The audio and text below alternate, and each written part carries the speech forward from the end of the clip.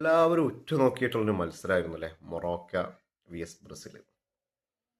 എന്തായാലും എന്താണ് ഇന്നലത്തെ മത്സരത്തെ പറ്റി പറയുകയാണെങ്കിൽ മൊറോക്കയുടെ ഒരു ആധിപത്യം തന്നെയായിരുന്നു ആദ്യ പകുതി.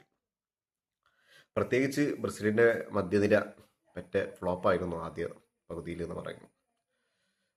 മൊറോക്കക്ക് ഈസി ആയിട്ട് അതുമൂലം എന്തായിട്ടുണ്ട്, ഈസി ആയിട്ട് മുന്നേറ്റങ്ങൾ നടത്താൻ സാധിച്ചു എന്നുള്ളതിനപ്പുറം തന്നെ ആദ്യ പകുതി ഇരുപതാം മിനിറ്റിൽ തന്നെ എന്തായിട്ടുണ്ട്, മനോഹരമായ ചിപ്പുകളിലൂടെ മൊറോക്കോ ലീഡ് ഉയർത്തി.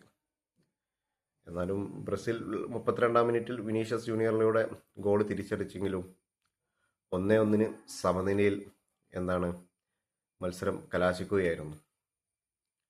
ബ്രസീലിന് നിരവധി അവസരങ്ങൾ, കുറച്ചൊക്കെ അവസരങ്ങൾ കിട്ടി. പ്രത്യേകിച്ച് വിനീഷ്യസ് ജൂനിയർ ഒരു ബന്ധപ്പെട്ട രീതിയിൽ കളിച്ചെങ്കിലും മറ്റു വിങ്ങായിട്ടുള്ള റാഫിഞ്ഞ വളരെയധികം തന്നെ ശോകമായിരുന്നു ഇന്നലത്തെ മത്സരത്തിൽ.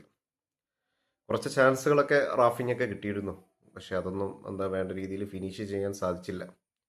വേഗതയുണ്ടെങ്കിലും പന്ത് എന്തായിട്ടില്ല, കൃത്യമായ രീതിയിൽ ബോൾ കൺട്രോളിങ് ചെയ്യുന്നതിലൊക്കെ റാഫിഞ്ഞക്ക് ചെറിയൊരു പാകപ്പിഴ ഉണ്ടായിരുന്നു.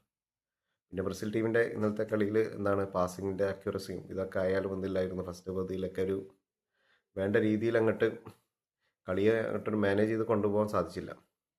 രണ്ടാം പകുതിയിലാണ് പിന്നെയും കുറച്ചൊക്കെ ഒരു ഇതുണ്ടായത്. എന്തായാലും ഈ മൊറോക്കയെ പോലുള്ളൊരു ശക്തമായിട്ടുള്ള ടീമിനെതിരെ കളിച്ചപ്പോൾ എന്താണെന്നറിയില്ല, ചെറിയൊരു അടി പതറുന്ന പോലെ ബ്രസീലിൻ്റെ ഇന്നലത്തെ പെർഫോമൻസ്. എന്തായാലും ആദ്യ മത്സരമല്ലേ, പിന്നെ പുതിയ പരിശീലകൻ്റെ കീഴിൽ ആദ്യത്തെ വേൾഡ് കപ്പ് മത്സരം, കാർലോ അഞ്ചലോട്ടിക്ക് കീഴിലുള്ള ആദ്യത്തെ മത്സരമല്ലേ. എന്തായാലും എൻ്റെ ഒരു അഭിപ്രായത്തിൽ ഇങ്ങനത്തെ ഒരു ശക്തമായ ടീം ആദ്യം തന്നെ കിട്ടിയത് ഏറ്റവും വലിയ ഭാഗ്യം തന്നെയാണ് ബ്രസീലിന്. അവരുടെ പോരായ്മകൾ മനസ്സിലാക്കി ഇനിയുള്ള അടുത്ത മത്സരങ്ങളിലൊക്കെ ബ്രസീലിനെ ശക്തമായിട്ട് തിരിച്ചു വരാൻ സാധിക്കാൻ കഴിയും ഈ മത്സരം. തീർച്ചയായിട്ടും അവരുടെ ഫാൾട്ടുകളൊക്കെ വിലയിരുത്തിയിട്ട് എന്തായാലും അടുത്ത 2 മത്സരത്തിൽ പൂർവാതീത ശക്തിയോട് കൂടിയിട്ട് തിരിച്ചു വരാൻ കഴിയട്ടെ. ഫിനിഷിങ്ങിലൊക്കെ ഇപ്പോഴും നല്ല രീതിയിൽ അപാകത നേരിട്ടുകൊണ്ടിരിക്കുകയാണ് ബ്രസീൽ. നിരവധി അവസരങ്ങൾ ഗോളടിക്കാനൊക്കെ കിട്ടിയിട്ടുണ്ടെങ്കിലും പക്ഷെ ഒന്നുമില്ല, സ്കോർ ചെയ്യുന്നതിൽ തീർച്ചയായിട്ടും അവർ തീർച്ചയായിട്ടും അവർ പിന്നോട്ട് തന്നെയാണ്.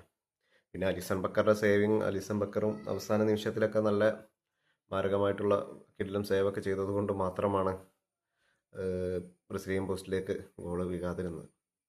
എന്നിരുന്നാലും ഇങ്ങനെയൊരു രീതിയിലുള്ള പെർഫോം ചെയ്താൽ ബ്രസീലിന് വളരെയധികം തന്നെ ഒരു പരിതാപകരമായിട്ടുള്ളൊരു അവസ്ഥ തന്നെ ആയിരിക്കും.